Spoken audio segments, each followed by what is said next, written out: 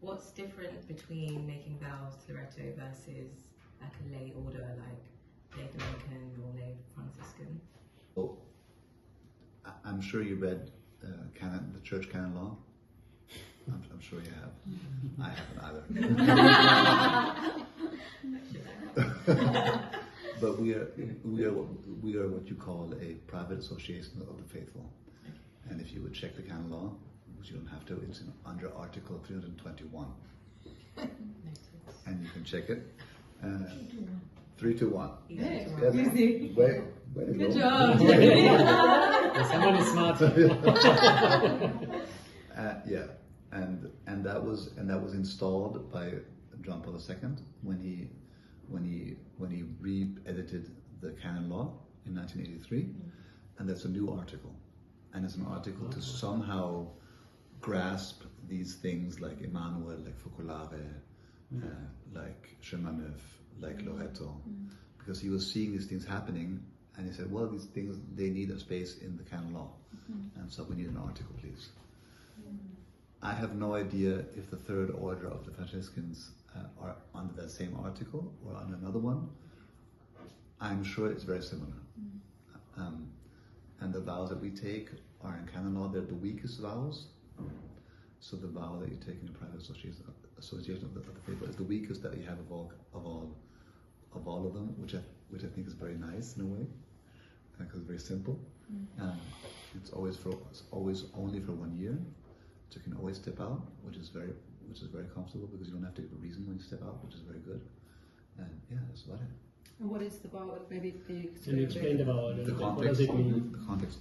So the context of a vow is a promise, and the promise is it's a commitment to Christ. So you say your name. I give my life. Give my life to you, Jesus. First sentence. Second sentence is, and I promise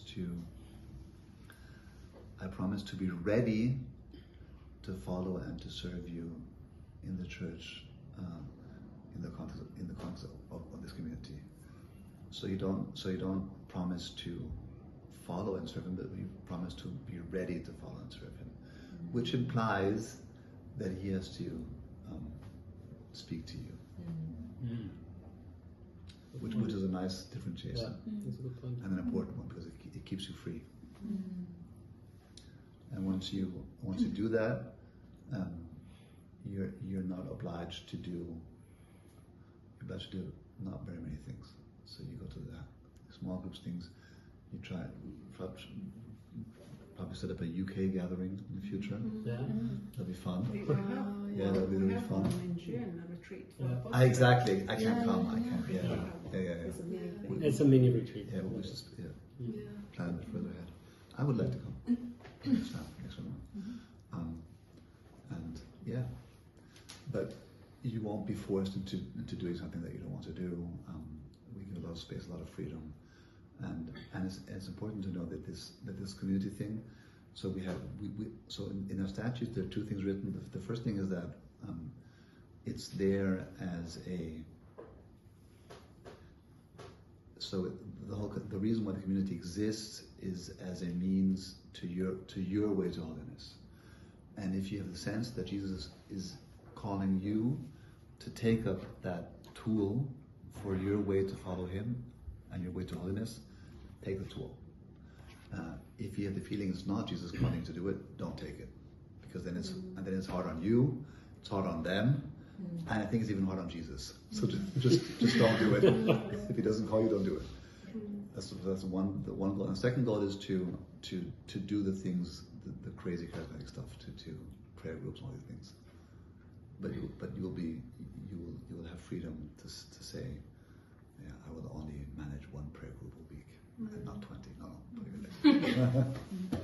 Make sense?